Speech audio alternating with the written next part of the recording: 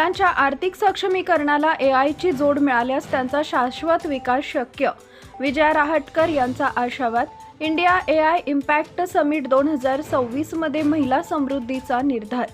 आजच्या वेगानं बदलणाऱ्या तंत्रज्ञानाच्या युगात आर्टिफिशियल इंटेलिजन्स हे केवळ एक तांत्रिक साधन नसून शिक्षण, प्रशासन आणि उद्योग क्षेत्राचा केंद्रबिंदू ठरत आहे. आगामी काळात एआयमुळे रोजगाराच्या संधी आणि मोठ्या स्वरूपात बदल होणार असून महिलांनी या तंत्रज्ञानाचा केवळ वापरकर्त्या म्हणून न राहता संशोधक आणि निर्माते होऊन नव्या परिवर्तनाचं नेतृत्व करावे. महिलांच्या आर्थिक सक्षमीकरणाला एआयची जोड मिळाल्यास त्यांचा शाश्वत विकास होऊ शकेल असा आशावाद राष्ट्रीय महिला आयोगाच्या अध्यक्षा विजया राहटकर यांनी आज इथं व्यक्त केला.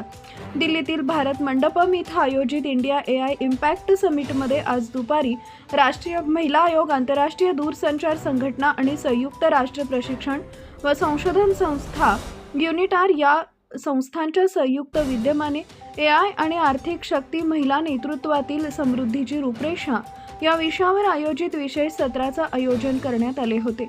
यावेळी समारोपीय भाषणात त्या बोलत होत्या. मंचावर युनिटारच्या संचालिका समृद्धी विभाग मिहोको कुमामोटो, आंतरराष्ट्रीय दूरसंचार संघाच्या ITO प्रादेशिक संचालिका आशिया पॅसिफिक उत्सुको ओकुदा, माहिती व जनसंपर्क महासंचालनालयाचे प्रधान सचिव तथा महासंचालक ब्रिजेश सिंह आणि संगीतकार निर्माता कार्तिक शाह उपस्थित होते. या समिटमधील चर्चासत्र हा केवळ संवाद नसून ती एक चळवळ आहे. भारतीय महिलांनी नेहमीच परिवर्तनाचं नेतृत्व केलंय असा दाखला देऊन श्रीमती राहटकर पुढे म्हणाल्या, एआय सारख्या नव्या तंत्रज्ञानातही महिला मागे राहणार नाहीत. यासाठी त्यांना अनुरूप प्रशिक्षण व योग्य अशी इकोसिस्टीम दिली जाईल. महिलांची केवळ भागीदारी अपेक्षित नसून त्यांच्याकडे या तंत्राची मालकी आली पाहिजे. त्यासाठी महिलांना एआय साक्षरता प्राप्त होणं अत्यावश्यक आहे. यामध्ये डेटा संरक्षण, डिजिटल नीतिमत्ता आणि सायबर सुरक्षेची सखोल समज आवश्यक असल्याचं त्यांनी नमूद केले.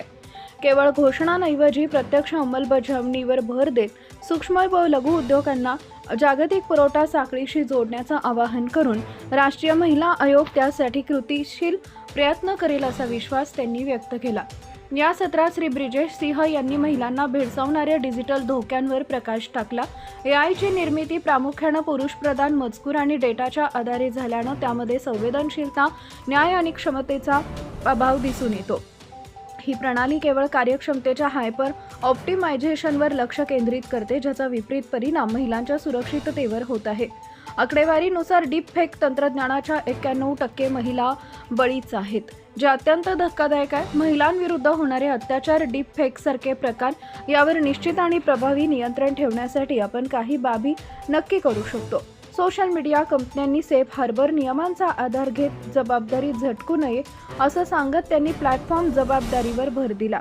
मुळात हा विषय प्लॅटफॉर्मच्या जबाबदारीचा आहे. जिथं प्लॅटफॉर्म जबाबदारी स्वीकारत नाही तिथं सरकारनं हस्तक्षेप करणं आवश्यक आहे. भारतामध्ये 2021 मधील नियमानुसार पीडित व्यक्तींना नोडल अधिकाऱ्यांकडे तक्रार करण्याची सुविधा आहे आणि ठराविक कालावधीत आक्षेपार्ह सामग्री हटवणं कंपन्यांना बंधनकारक आहे. तसेच एआय निर्मित प्रतिमांवर वॉटरमार्क सक्तीचं करण्याचीही गरज त्यांनी यावेळी व्यक्त केली आहे.